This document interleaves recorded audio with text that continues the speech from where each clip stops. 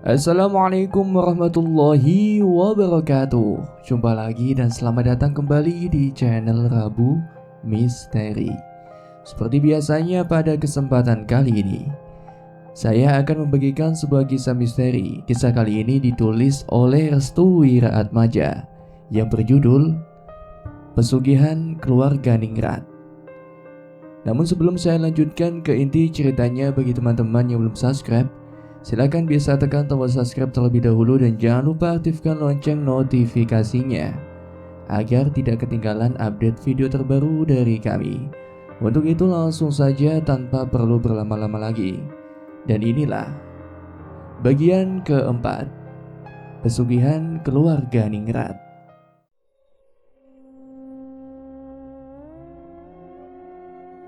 Sialan, kenapa kita selalu kecolongan? Teriak Raden Angkoro di hadapan semua keluarga Ningrat. Mereka semua terdiam seribu bahasa. Tak ada yang ingin menyangkal dan tak ada juga yang ingin melawan pernyataan dari Raden itu. Kini Raden Angkoro sedang membuat strategi di mana dirinya akan mencari pengganti dari segala pengawal roh Joketek yang sudah menghilang. Raden Angkoro menatap satu persatu dari keluarga Ningrat yang tersisa. Dia tahu apa yang harus ia lakukan karena memang sudah saatnya malam ini adalah malam ritual penyerahan pengawal untuk roh Joketek. Berbeda dengan keluarga Ningrat, raut wajah mereka memerah seperti menahan rasa takut, amukan dan tamparan dari Raden Angkoro yang memang sudah benar-benar dalam keadaan dan posisi yang menyinggung akan rencana dan juga keinginannya untuk mempercepat mendapatkan pesugihan yang akan dijalankannya kelak. Selama pengawal roh Joketek belum ditentukan dan belum dijadikan keputusan, maka pesugihan ini bisa saja dibatalkan ketika saat malam ritual tiba. Namun ada satu hal yang harus mereka tahu terkait kegagalan ini. Mereka harus mengulang lagi dari awal, yaitu mencari Ratu Ketek. Akan tetapi sebenarnya ritual ini bisa dilakukan asalkan adanya tumbal berikutnya. Tumbal berikutnya sendiri bisa dipilih oleh roh Joketek langsung atau memang suatu pemaksaan yang dilakukan secara diam-diam dan memang bertujuan untuk menghilangkan salah satu dari orang yang terkait dalam pesugihan ini sendiri. Mas Pengharap, seorang yang bertanggung jawab akan hal ini, akhirnya mencoba untuk mendekati Raden Angkoro. Tujuannya adalah untuk memberikan saran agar dirinya bisa menentukan siapa tumbal berikutnya. Kang Mas Raden, saya punya usul tumbal untuk berikutnya. Boleh saya beritahu Kang Mas Raden terkait usul saya ini? Tanya Mas Pengharap. Siapa pilihanmu? Tanya Raden Angkoro. Kang Mas Arto. Dia adalah bagian dari keluarga Ningrat juga. Mungkin untuk menjadi pengawal, dia adalah orang yang mudah untuk dijadikan tumbal berikutnya. Jelas Mas Pengharap. Raden Angkoro kemudian berpikir dalam-dalam. Dia seperti mengingat sesuatu saat dimana ada sesuatu yang memang akan dijadikan rencananya dalam 15 tahun ke depan nantinya. Tidak, aku tidak setuju, jelas Raden Angkoro. Semua keluarga Ningrat yang mendengar hal itu langsung terkejut. Mereka seperti tidak percaya jika Raden Angkoro tidak memilih Mas Arto sebagai korban atau penumbal berikutnya. Mengapa Kang Mas? Kok tidak setuju? Tanya Mas Pengharap. Aku sudah memiliki calonnya, ucap Raden. Siapa itu Raden? Kemari telingamu. Raden Angkoro pun membisiki sesuatu pada Mas Pengharap. Namun terdengar sedikit suara ancaman yang diarahkan Raden Angkoro pada Mas Pengharap. Belum tahu apa isi bisikan yang memang disampaikan Raden Angkoro pada Mas Pengharap. Namun saat di poin-poin itu, wajah Mas Pengharap berubah menjadi merah karena rasa takutnya mendengar bocoran rahasia dari Raden Angkoro terkait rencana penumbalan korban selanjutnya. Sesekali Mas Pengharap juga menelan air liurnya sendiri karena tidak percaya akan apa yang ia dengar. Lalu secara perlahan, tangannya bergetar hebat seperti menahan rasa takut terkait rencana yang memang sedang dijalankan oleh Raden Angkoro untuk 15 tahun ke depannya. Kau mengerti? Tanya Raden Angkoro. Mengerti Kang Mas. Aku harap kalian semua malam ini istirahatlah penuh. Aku akan melakukan ritual ini di rumah karena memang pengawalnya akan berasal dari Brotoseno seperti kesepakatan awal untuk ratunya. kita ambil dari keluarga Ningrat, dan untuk pengawalnya kita ambil dari keluarga Brotoseno. Kalian mengerti? Ucap Raden Anggoro. Semua keluarga Ningrat pun menghela napas panjang kecuali Mas Pengharap. Wajahnya masih menyimpan ketakutan yang sangat luar biasa akan sesuatu hal yang mungkin tidak diketahui oleh saudara-saudara lainnya. Hari itu mereka pun menyelesaikan pertemuan mereka. Mereka beristirahat untuk mengetahui apa yang akan terjadi ketika malam ritual itu tiba. Malam harinya ibuku tidak bisa tidur. Dia merasa gelisah dan ingin rasanya untuk pergi keluar, sembari melihat langit malam yang mungkin saja bisa membuat pikirannya menjadi lega. Bapakku yang kebetulan mengetahui keresahan hati ibuku pun akhirnya mencoba untuk menenangkan keinginan dari ibu yang memaksa untuk tidak keluar malam karena malam ini adalah malam tepat ritual itu akan dijalankan. Pak, ibu mau keluar sebentar. Ibu mau apa? Ibu mau lihat langit malam, Pak. Purnamanya indah. Bu, ibu gak ingat ini malam ritual, Bu.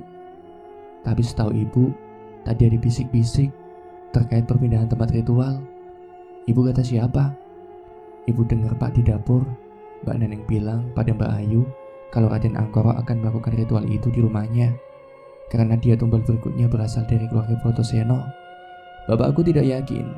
Dia tahu jika Raden Anggoro adalah orang yang licik dan mudah memanipulasi keadaan.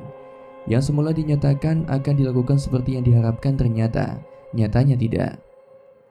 Bu, Raden Anggoro itu orang yang licik. Mana mungkin dirinya melakukan hal itu pada keluarganya sendiri. Bukankah Raden Surapto orang yang menghalonya sudah tidak ada di sekitarnya lagi? Lalu apakah Raden Anggoro tega melakukan ritual itu untuk menentukan pengawal Rajogede itu sendiri dan berasal dari keluarganya sendiri? Jelas-jelas gak mungkin, Bu. Kok Bapak bilang gitu? Tanya ibu. Setahu Bapak, orang yang melawan Raden Anggoro dari keluarga Brotoseno hanyalah Raden Surapto. Jadi kemungkinan besar hal semacam itu tidak akan terjadi kecuali pada Raden Surapto sendiri. Karena Raden Surapto melarikan diri ke Siti Pangaliran, maka siapa lagi korban selanjutnya? Tidak mungkin, Bu, jika berasal dari keluarganya sendiri. Ibuku mulai mengerti maksud dari Bapak. Mungkin ada pernyataan yang benar yang diarahkan Bapak pada ibu terkait tumbal berikutnya yang mungkin saja berasal dari keluarga Ningrat. Mengetahui hal licik yang pernah dilakukan oleh Raden Anggoro memungkinkan jika korban dan tumbal berikutnya adalah dari keluarga Ningrat sendiri. Tapi Pak, ibu cuma mau lihat langit malam. Bapak hanya terdiam. Dia melihat jam dinding yang sudah menunjukkan pukul 8 malam. Sebenarnya ritual akan dilaksanakan pada tengah malam. Masih ada beberapa jam lagi jika ritual itu berlangsung. Mereka bisa bersiap-siap untuk sembunyi di bawah amben. Baiklah Bu, tapi bentar aja ya. Iya Pak, sebentar aja kok. Bapakku pun akhirnya mengabulkan permintaan ibu. Mereka berdua pun keluar dari kamar dan melihat sekitaran ruang depan yang sudah sepi seperti tidak ada kegiatan dari anggota keluarga Ningrat lainnya. Pak, kok tumben sepi banget? Tanya ibu. Bapak hanya diam, hati bapak mulai tidak tenang. Pikirannya seperti mengarahkan pada hari di mana ritual itu berlangsung. Tak ada tanda-tanda bahwa anggota keluarga Ningrat sedang bercengkrama satu sama lain. Mereka semua berada di kamar mereka masing-masing, sedang bersembunyi dari malam yang mencekam itu. Saat dimana ibuku ingin membuka pintu, pandangan bapak seperti melihat sesuatu yang akan terjadi di beberapa jam yang akan datang.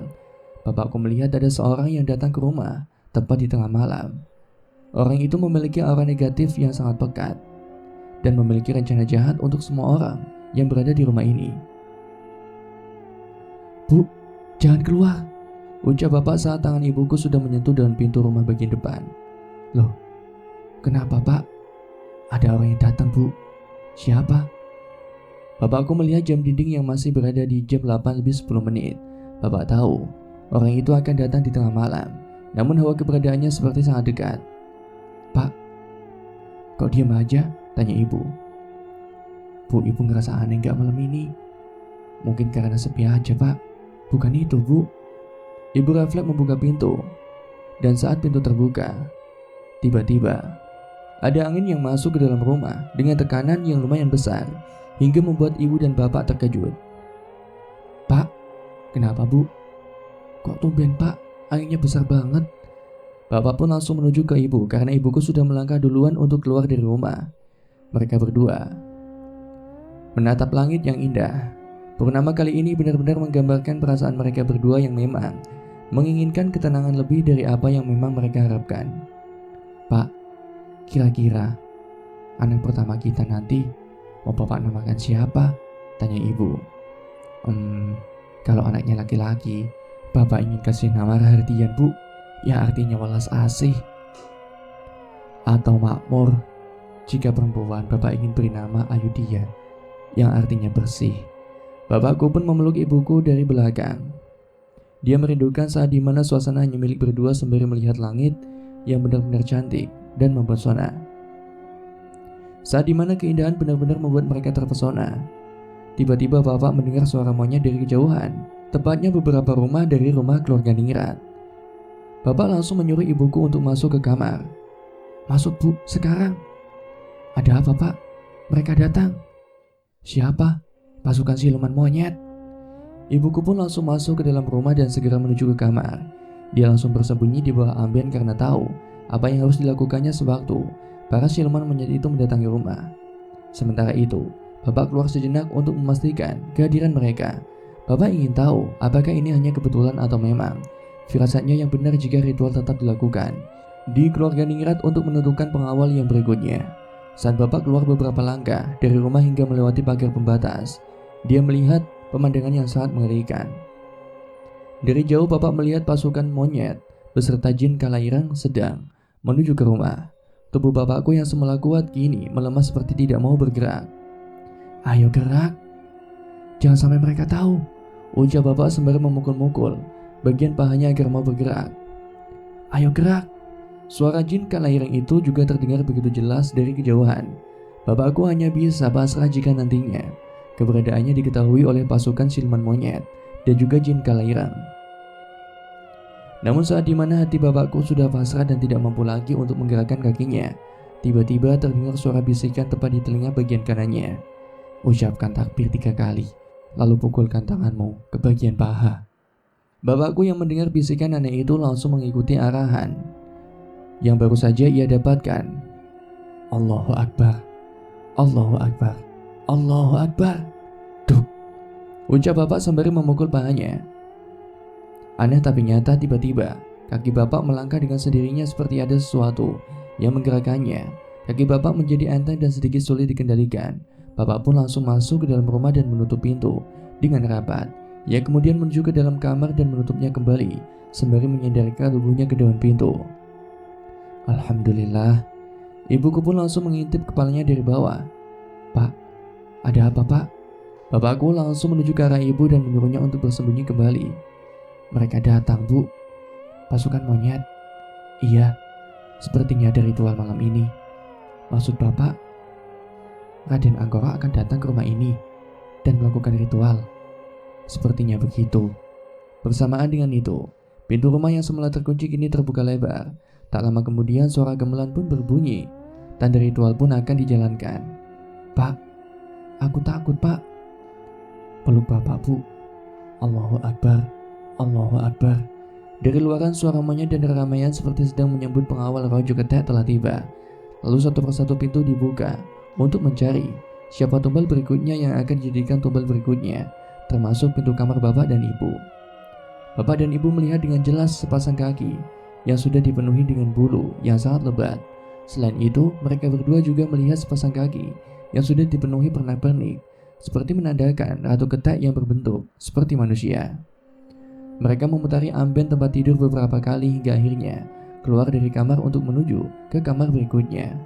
Anehnya ritual itu tidak berlangsung lama, namun atmosfer keberadaan Raja Getek, jin Kalairang, dan pasukan monyet lainnya masih terasa berada di rumah. Hingga waktu subuh tiba akan diketahui siapa korban selanjutnya yang akan dijadikan tumbal dari ritual itu. Jika berhasil, maka keberadaan dari mereka semua yang berada di rumah itu akan terancam dan akan semakin untuk keluar, karena semua persyaratan untuk pesugihan sudah terpenuhi. Subuh bergema, tanda kematian telah tiba. Satu persatu anggota keluarga Ningrat keluar dari kamarnya masing-masing. Mereka saling bertanya satu persatu anggota keluarga lainnya termasuk pada bapakku sendiri yang baru saja keluar dari kamar. Saat mereka keluar dari kamar, masing-masing wajah mereka penuh dengan rasa ketakutan. Terlebih lagi pada wajah Mas Pengarap dan Mbak Ayu. Keduanya baru menyadari bahwa semalam tadi baru saja diadakan sebuah ritual yang dilakukan secara diam-diam. Namun dari semua keluarga Ningrat, mereka semua berkumpul kecuali hanya satu orang saja yang kehadirannya belum terlihat sama sekali. Mas Sugeng mana? Tanya Mbak Neneng. Mereka pun saling memandang satu sama lain. Mbak Ayu yang sedari tadi sudah was-was menatap kamar Sugeng yang sudah terbuka. Tidak mungkin. Kenapa Mbak? Tanya Mbak Neneng. Tiba-tiba seseorang dengan tubuh yang sudah penuh dengan luka berjalan sembahyongan keluar dari kamar. Wajahnya menghitam dan tubuhnya sudah penuh dengan cakaran serta luka lebam. Mas Sugeng! Teriak mereka secara bersamaan saat Mas Sugeng baru saja keluar dari kamar, lalu terjatuh begitu saja di lantai. Tidak mungkin, ucap ibuku saat melihat tubuh Mas Sugeng dalam keadaan yang mirip seperti ibu saat kematian menjemputnya. Cepat, bawa dia ke dokter. Mas Sugeng bisa mati, teriak ibuku. Mas Pengarap yang mendengar hal itu langsung menuju ke arah ibu. Apa maksudmu? Jika dia dibawa ke dokter, maka pihak rumah sakit akan menaruh curiga pada kita semua, ucap Mas Pengarap. Mas Sugeng masih bisa diselamatkan, ucap bapakku sembari meyakinkan hati Mas Pengarap. Tidak, ini sudah takdirnya. Mbak Ina yang kebetulan berada di sana langsung menampar wajah Mas Pengarap. Plak, kau bilang ini takdir? Ini adalah perbuatan busukmu dan iblis Brotoseno itu, teriak Mbak Ina. Mas Pengarap mengelus pipinya bekas tamparan kencang yang diarahkan oleh Mbak Ina padanya. Mbak Ina yang merasa bersalah langsung mundur ke arah belakang untuk menghindari amukan dari Mas Pengarap yang terlihat memasang wajah kesalnya. Kamu tahu siapa orang yang baru saja kamu tampar? Tanya Mas Pengarap sembari mendekati Mbak Ina yang dirinya juga menghindari Mas Pengarap. Kamu tahu, kita semua yang berada di sini sudah tidak bisa lagi diselamatkan. Masing-masing dari kita semuanya, mau tidak mau, akan menjadi korban karena pengawal dari Rojo Gede sudah didapatkan, ucap Mas Pengarap. Hentikan, teriak Mbak Ayu. Mas Pengarap mendekati Mbak Ina lalu mencekik lehernya hingga tubuhnya tersandar di dinding tembok. Ina, jika mulutmu tidak bisa digunakan untuk bicara yang baik, lebih baik jangan memperkeruh suasana yang sedang rumit. Paham? Ucap Mas Pengarap. Mbak Ina hanya mengangguk paham. Dia tak berkutik sama sekali sewaktu Mas Pengarap menggertaknya. Mbak Neneng yang masih berada di dekat Mas Sugeng langsung berteriak kencang ketika dirinya melihat Mas Sugeng mengeluarkan banyak darah dari mulutnya. Sontak saja hal ini membuat para keluarga anggota Ningrat lainnya langsung membawanya ke dalam kamar. Mas Sugeng yang didapati sebagai korban selanjutnya dari penembalan ini digadang-gadang oleh banyak pilihan. Wajah penuh penyesalan tergambarkan dari diri masing-masing anggota keluarga. Mas Pengarap yang semula merasa jika penembalan ini terjadi pada keluarga Brotoseno, ternyata dirinya telah dibodohi oleh Raden Angkoro. Bapak dan ibuku juga merasa kasihan dengan kondisi Mas Sugeng yang benar-benar sudah berada di ambang kematian. Apa yang harus kita lakukan? Tanya Mbak Ina dengan nada yang panik. Mbak Ayu dan juga Mas Pengarap tidak bisa menjawab apapun akan pertanyaan itu. Dengan melihat kondisinya saja, mereka berdua tidak bisa melakukan apa-apa. Karena memang semua yang sudah digariskan akan penembalan ini, mereka tidak akan bisa selamat ataupun hidup lebih lama. Dan jika memang orang itu masih bisa hidup lama, itu berarti penangguhan kematiannya sudah ditentukan di waktu tertentu. Tepat saat dimana bapakku menatap ke arah Mas Sugeng, tiba-tiba pandangan Mas Sugeng langsung mengarahkan ke bapak. Mas Arto, ucap Mas Sugeng. Bapakku langsung menuju ke arah Mas Sugeng. Dia tahu ada sesuatu yang ingin disampaikan oleh Mas Sugeng terkait sesuatu yang baru saja terjadi padanya. Tolong kakak pupur dari sini, ucap Mas Sugeng dengan nada yang patah-patah. Tubuh Mas Sugeng meringkuk kesakitan, lukanya yang menganga, lebar terus-menerus memberikan rasa sakit yang amat dalam baginya. Bagian organ dalam Mas Sugeng sepertinya paling terdampak akan serangan ini. Bapakku hanya bisa terus-menerus menunggu segala perkataan yang akan diarahkan oleh Mas Sugeng. Begitu juga dengan para anggota keluarga lainnya. Mereka semua tampak khawatir. "Mas, apa ada yang ingin disampaikan lagi?" tanya bapakku pada Mas Sugeng. Mulut Mas Sugeng mulai bergerak-gerak, tampaknya akan ada sesuatu yang ingin disampaikan lagi oleh Mas Sugeng pada bapak. "Angkoro, pelakunya." Mendengar perkataan itu, seluruh anggota keluarga Ningrat nampak terkejut. Mereka tidak menyangka jika semalam tadi Raden Angkoro benar-benar mendatangi rumah dan melakukan penubalan itu dengan seorang diri. Namun tidak dengan Mas Pangarep. Dirinya sudah mengetahui korban berikutnya yang nantinya akan dijadikan pengawal Raja Getek. Bapakku langsung mendekati Mas Pangarep yang tidak tampak gelisah di saat anggota keluarga lainnya benar-benar dalam keadaan yang penuh ketakutan. "Mas, apa rencanamu kali ini?" tanya bapak. "Apa maksudmu?"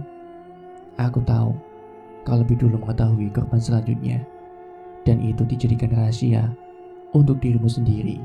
Tapi untuk kali ini, aku tidak akan memaafkan kesalahanmu. Beritahu kami, apa rencana selanjutnya dari keluarga Brotoseno?" Mas Pangarep terdiam sejenak, sembari memperhatikan Mas Sugeng. Kedua matanya seperti sedang memandangi satu persatu anggota keluarga Ningrat yang mulai resah akan rahasia tersembunyi yang dimiliki olehnya. "Rencana selanjutnya adalah," ucap Mas Pangarep dengan wajah tertekan.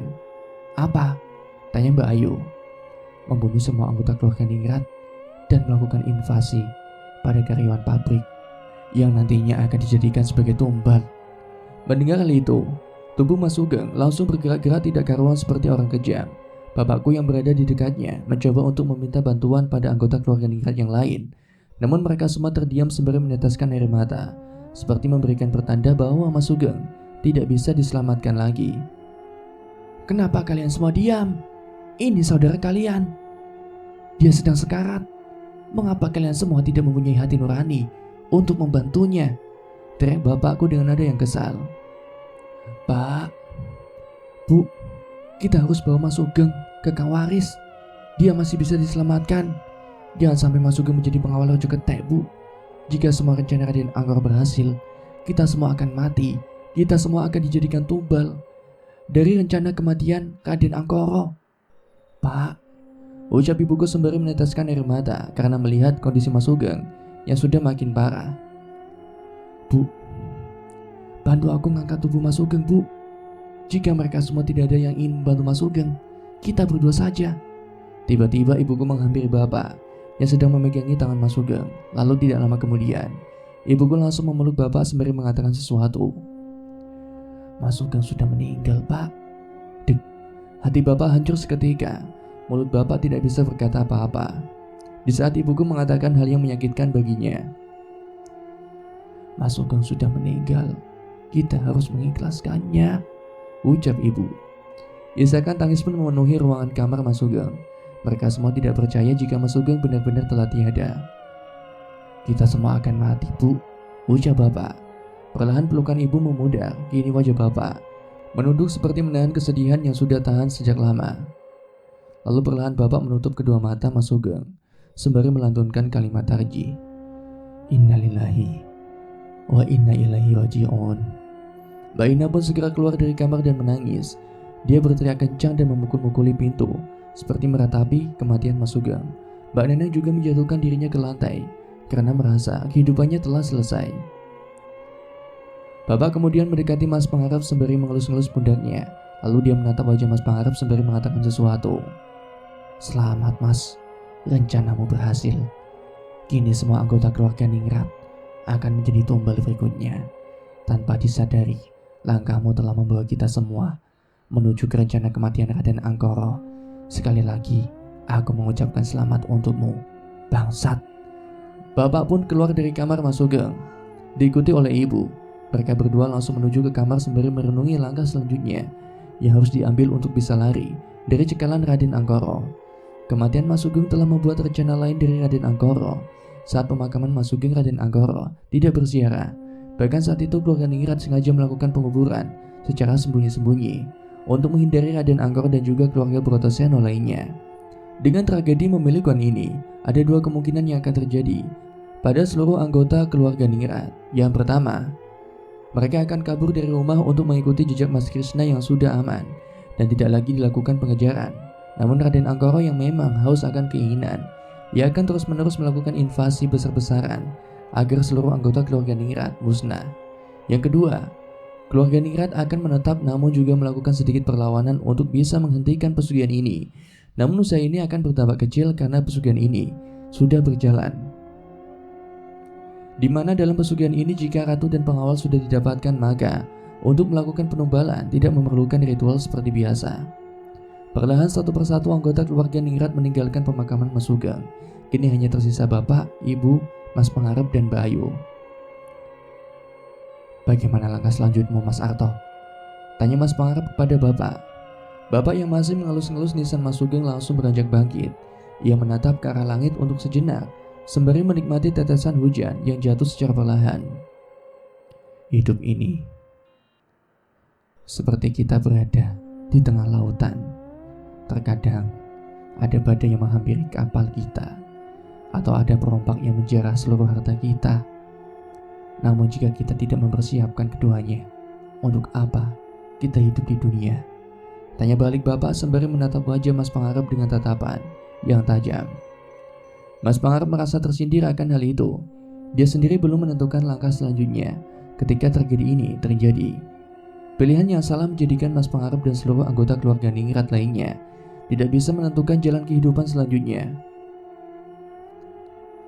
"Menurutmu apa yang harus aku lakukan untuk menebus dosa-dosaku, Mas?" tanya Mas Pangarep pada bapak. "Tentukan hidupmu di sini," ucap bapak sembari menyentuh dada Mas Pangarep. Bapak pun menyuruh pada ibu untuk segera meninggalkan pemakaman dan kembali ke rumah.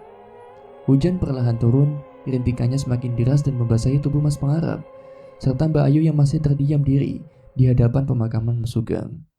Mereka berdua seperti sedang meratapi nasibnya masing-masing, karena telah melakukan sebuah kesalahan yang sangat besar, lagi fatal bagi seluruh anggota keluarganya. Hari itu, masing-masing dari anggota keluarga Ningrat harus bisa menentukan kehidupannya masing-masing. Selama Raden Angkara masih hidup dan terus menjalankan rencana kematiannya, selama itulah kedamaian dalam hati mereka tidak akan pernah menyala. Tepat di saat bapak dan ibuku tiba di rumah, mereka langsung terkejut saat melihat seorang yang dikenalinya sudah berdiri di hadapan rumah. Dia adalah Kang Waris. "Kang Waris?" tanya bapak. "Aku sudah mendengar kabar yang sangat memprihatinkan. Raden Angkara telah berhasil menyempurnakan ritualnya," ucap Kang Waris. "Benar, Kang. Kami semua sudah masuk dalam jebakan rencana kematian Raden Angkara. Bahkan seluruh anggota keluarga Ningrat sendiri telah kehilangan arah." "Tidak semuanya. Maksud Akang, Pangarep sudah memperkirakan ini semua. Dia sengaja memanipulasi diri untuk pura-pura sedih dan merasa kehilangan arah, agar semua anggota keluarga Ningrat kehilangan kendali hidup mereka dan terjebak dalam satu rencana." "Satu rencana? Apa jangan-jangan mereka bekerja sama lebih jauh dari yang kau tahu? Dalam konsep orang yang melakukan pesugihan, siapa yang bertahan, dia yang akan mendapatkan keuntungan. Sisanya harus dijadikan korban dan ditumbalkan." Memang benar apa yang dikatakan oleh Kang Waris. Mas Pangarep hanya pura-pura sedih dan tidak menampakkan rasa kegelisahannya, seperti Mbak Ina dan juga Mbak Neneng. "Kau tahu siapa Ratu Ketek dalam ritual pesugihan ini?" tanya Kang Waris. "Mbak Neneng?" tanya bapak. "Dia adalah istri dari Mas Pangarep." Dek. Bapak dan ibu terkejut. Mereka berdua baru menyadari jika ada salah satu anggota keluarga Ningrat yang belum terlihat sampai sekarang.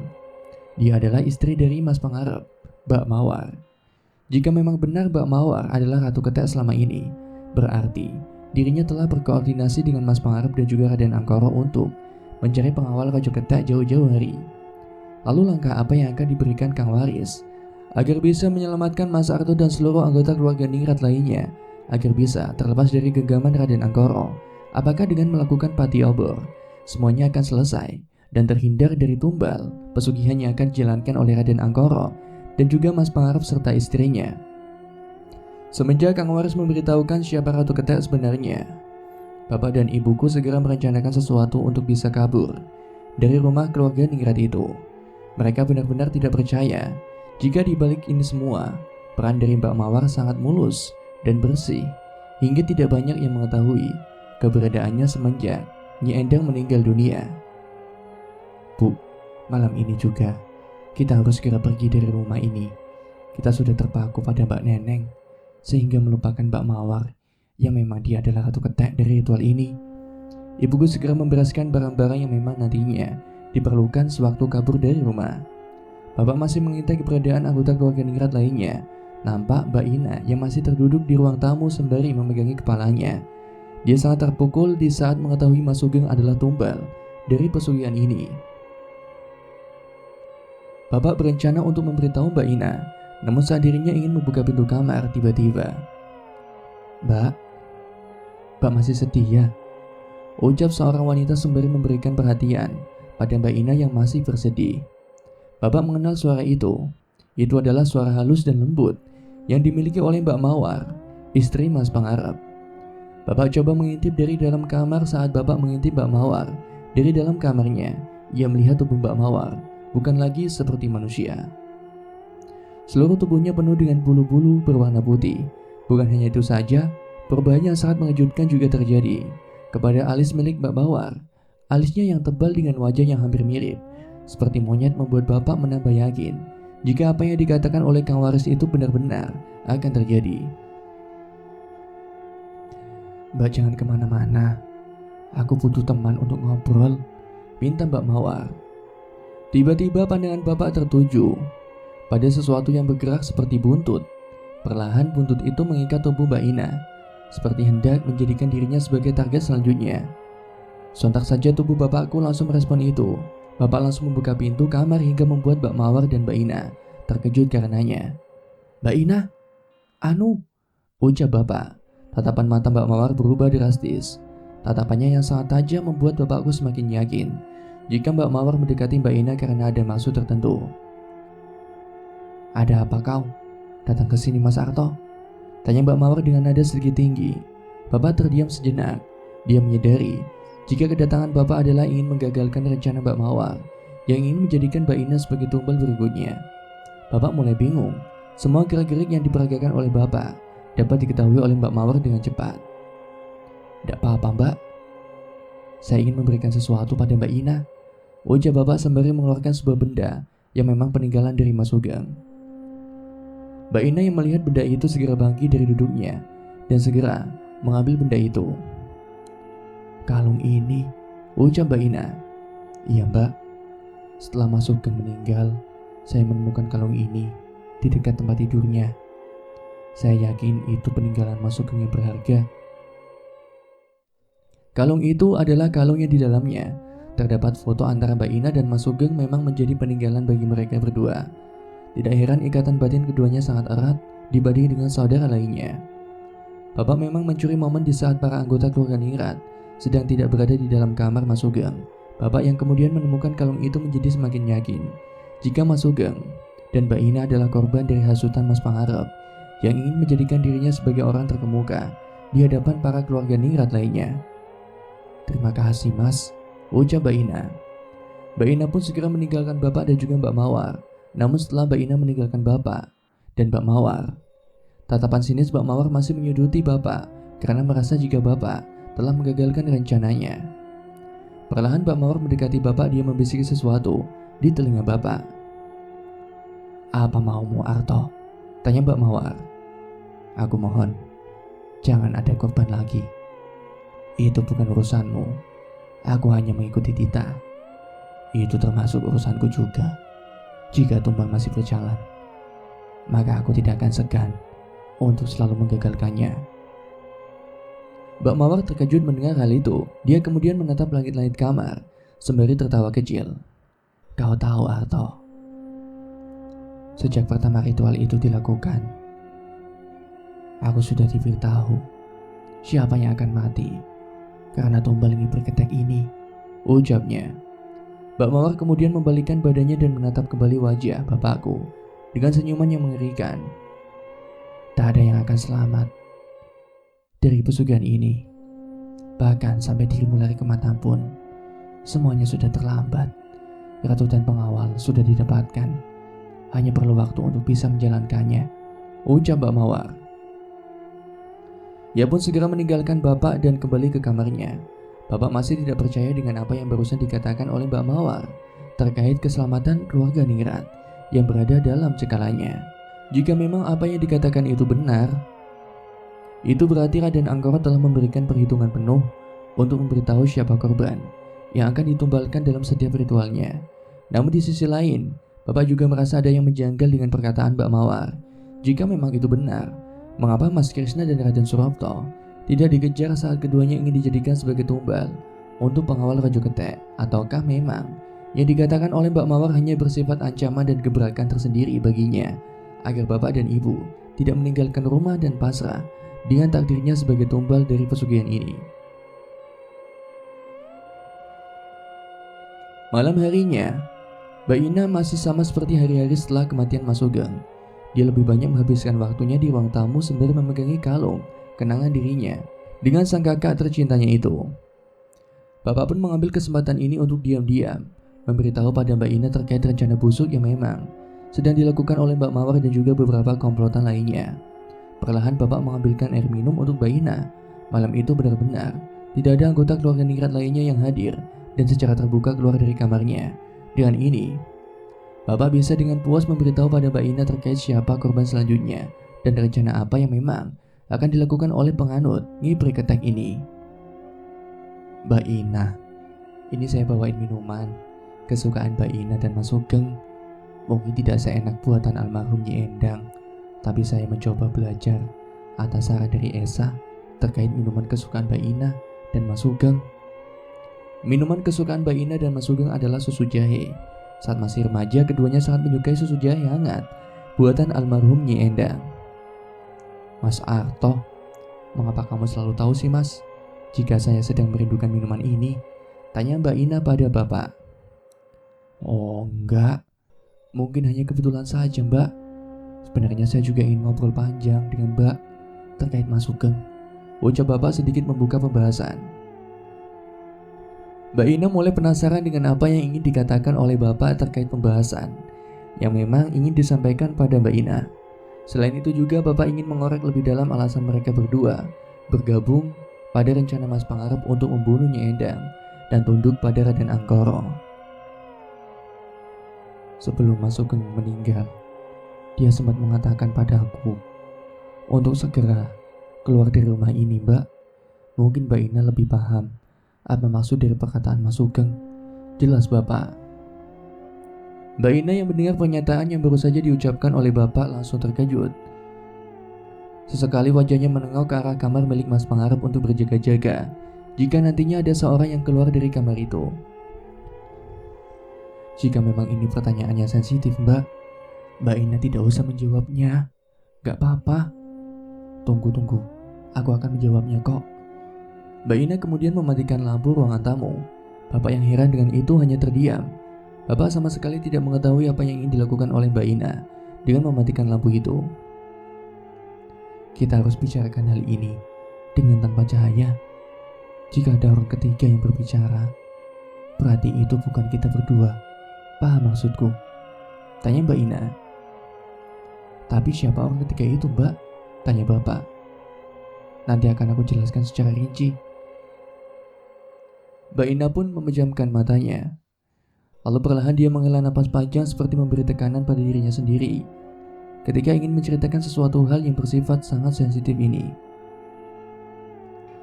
Mas Arto, aku percayakan hidup dan matiku ada di dalam perjalanan nasibmu, Mas. Aku percayakan ini karena dirimu lah memang satu-satunya anggota keluarga yang ada hubungan batin dengan Mas Sugeng, ucap Mbak Ina dengan nada yang serius. Bapak hanya mengangguk paham Sedari tadi bulu kuduknya mulai merinding, seakan-akan ada sesuatu yang ikut bergabung dalam percakapan mereka berdua. Sebelum rencana penumbang ibu, Mas Pengharap sudah lebih dulu berkoordinasi dengan beberapa anggota keluarga lainnya, kecuali hanya 3 orang. Mereka adalah aku, Mbak Esa, dan Mas Krisna. Kami bertiga tidak ada keinginan untuk bergabung, ucap Mbak Ina. Apa alasannya, Mbak? Tanya Bapak. Dalam pesugihan itu dijelaskan, mereka yang terikat tidak akan pernah lepas. Jika tidak mendapatkan apa yang diinginkan oleh Raja Ketek, maka nyawanya akan dijadikan tumbal oleh Raja Ketek sendiri. Jelas Mbak Ina. Bapak yakin jika keputusan Mas Krisna tidak salah. Dia memang melakukan keputusan yang tepat untuk bisa lari dari cengkraman Mas Pengharap yang berkeinginan mendapatkan kekayaan dengan cara menumbalkan ibunya sendiri. Selain itu juga keterikatan yang bersifat sangat mengerikan ini membuat siapa saja yang ikut dalam pesugihan ini tidak akan pernah lepas selama-lamanya sampai ajal menjemputnya. Aku sendiri itu sudah melarang Mas Sugeng untuk menuruti Mas Pengharap. Namun karena Mas Pengharap memaksa Mas Sugeng, akhirnya aku ikut berkecimpung dalam pesugihan ini hanya demi Mas Sugeng semata. Bapak yang mendengar hal itu langsung terkejut. Pengorbanan seorang Mbak Ina untuk menyelamatkan Mas Sugeng sangatlah besar. Namun karena Mas Sugeng tidak memiliki daya dan kekuatan, dia mudah terpengaruh dan juga dipaksa oleh Mas Pengharap untuk menerima tekanan sebesar itu. Lalu saat malam di mana kami mulai untuk melakukan ritual yang pertama, Mas Pengharap telah memprediksi banyak hal terkait tumbal yang akan dijadikan sebagai keinginan dari Raja Ketek sendiri. Jelas Mbak Ina. Maksudnya Mbak? Mas Pengharap mengatakan jika Ratu Ketek akan diambil dari keluarga Ningrat, sedangkan pengawalnya berasal dari orang-orang yang berada dalam perkumpulan itu. Jelas Mbak Ina. Bapak terdiam sejenak. Dia mencoba memahami apa yang dimaksud dengan perkataan Mbak Ina. Perkumpulan yang dimaksud itu adalah perkumpulan anggota Ningrat yang turut serta dalam melakukan pesugihan Ketek ini, Mbak? Tanya Bapak. Betul, Mas. Salah satu dari perkumpulan itu akan dijadikan pengawal. Namun berhubung pengawal Raja Ketek itu hanya diperuntukkan laki-laki, maka pilihannya ada 2, yaitu Mas Pengharap dan Mas Sugeng. Jelas Mbak Ina. Bapak mengangguk paham. Sedikit demi sedikit, perkataannya diarahkan oleh Mbak Ina membuka pemikiran akan rencana-rencana terselubung yang dimiliki oleh Mas Pengharap. Dan saat Ratu Ketek sudah didapatkan, anggota keluarga Ningrat lainnya merasa was-was. Alasannya adalah jika memang Raja Ketek ini mencari pengawal, maka pilihannya ada 2, Mas. Mas Pengharap yang mati atau Mas Sugeng yang mati. Jelas Mbak Ina. Semua yang dikatakan oleh Mbak Ina benar-benar sangat sesuai dengan apa yang terjadi saat ini. Dimulai dari kematiannya Endang, keadaan anggota keluarga Ningrat setelah Nyi Endang meninggal, dan hal-hal yang membuat para keluarga Ningrat ketakutan setelah itu. Akan tetapi, semuanya berubah ketika Raden Angkoro menunggangi kami, ucap Mbak Ina. Maksudnya menunggangi, Mbak? Dia berencana untuk mengambil kesempatan ini demi kepentingannya juga. Karena itulah ketakutan kami saat itu adalah jangan sampai ada yang dijadikan tumbal, baik itu Mas Pengharap atau Mas Sugeng. Dan Raden Angkoro berhasil mengambil kesempatan itu. Dengan apa, Mbak? Dengan memanipulasi keadaan. Bapak langsung teringat akan pesan Kang Waris saat dirinya harus berhati-hati dengan Raden Angkoro karena selain dirinya juga memiliki sesuatu yang tidak dimiliki oleh keluarga Ningrat lainnya. Raden Angkoro juga adalah salah seorang diri dari anggota Brotoseno yang kehadirannya sangat ditakuti karena kelicikannya dalam bersilat lidah. Dia berhasil memanipulasi keadaan dan membuat kita semua percaya bahwa tumbal selanjutnya harus berasal dari keluarga Brotoseno. Jelas Mbak Ina. Maksud Mbak Ina adalah Raden Surapto. Dia hanya pengalihan saja, Mas. Tetap saja Raden Angkoro tidak menginginkan jika semua itu terjadi. Dia lebih memilih untuk menghancurkan keluarga Ningrat secara perlahan-lahan.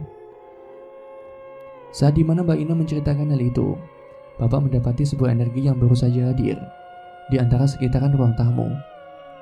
Ada yang datang, jelas Mbak Ina. Bapak hanya mengangguk paham. Bapak segera menetralkan energi itu dengan cara memadatkan wilayah keduanya agar apa yang diceritakan oleh Mbak Ina tidak diketahui oleh para pengintip suruhan. Kita hanya punya waktu 2 menit, Mbak, ucap Bapak sembari memberikan aba-aba. Baiklah, aku langsung menceritakan ininya saja ya, terkait apa yang memang menjadi pertanyaanmu. Mbak Ina menghela napasnya sebentar. Sepertinya Mbak Ina telah siap dengan resiko ini, walaupun nyawa yang menjadi taruhannya.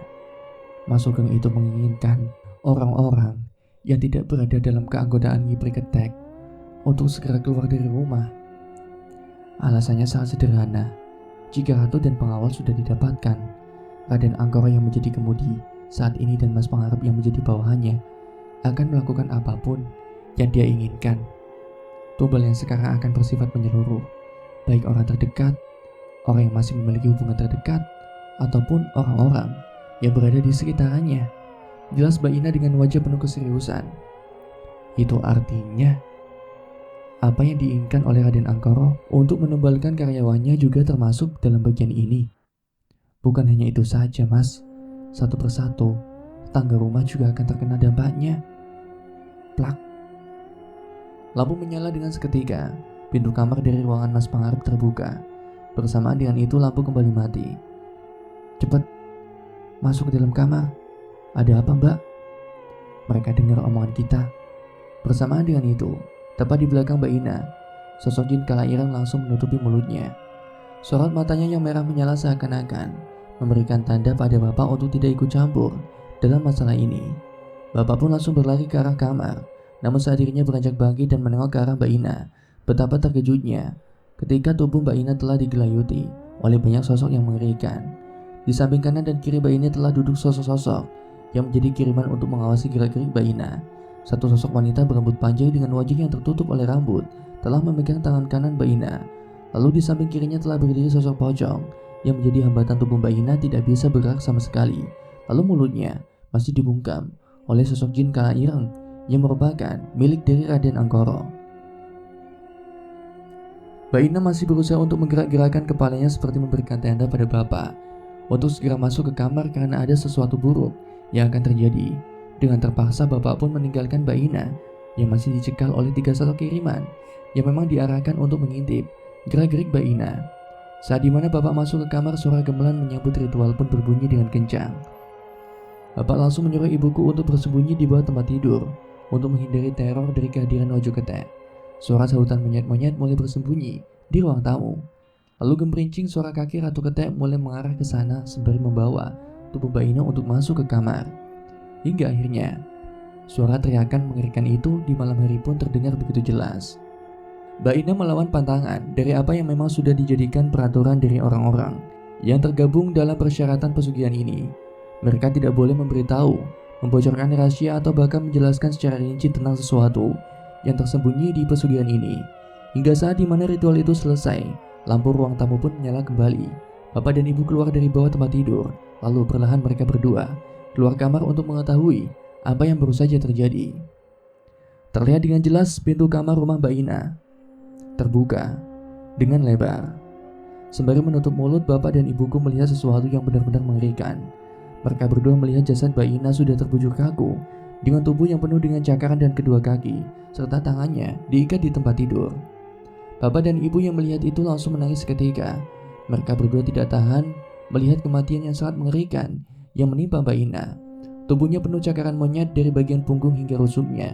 Terdapat luka cakaran yang mungkin disebabkan oleh apa yang dimaksud oleh Mbak Ina, perihal nyawanya yang akan dijadikan patokan. Ketika rahasia tersembunyi dari pesugihan ini terbongkar, wajah Mbak Ina benar-benar sangat pucat. Mulutnya terbuka lebar seperti orang yang habis disiksa mati-matian. Bersamaan dengan itu, Raden Angkara datang tepat waktu. Dia langsung menepuk pundak Bapak yang dari tadi tubuhnya masih berdiri dari pintu kamar. Bapak pun langsung merespon hal itu. Lalu ketika dirinya tahu jika yang hadir adalah Raden Angkara, Raden Angkara segera mengatakan sesuatu yang benar-benar membuat Bapak terkejut akan perkataannya. Jadi, apa kamu siap untuk aku jadikan sebagai tumbal berikutnya setelah Ina? Bukankah kamu ingin tahu terkait pesugihan ini? Ucap Raden Anggoro sembari tersenyum. Akankah ada satu perseteruan lagi antara Raden Anggoro dan Mas Artonegoro? Apa alasan Mbak Ina memilih mati jika dibanding dirinya harus lari untuk menghindari cekalan itu? Apa memang semuanya sudah teratur dan menjadikan kematian Ina ini sebagai langkah awal dilakukannya pesugihan yang diinginkan oleh yang lainnya? Jangan kemana-mana, kita lanjutkan di episode selanjutnya.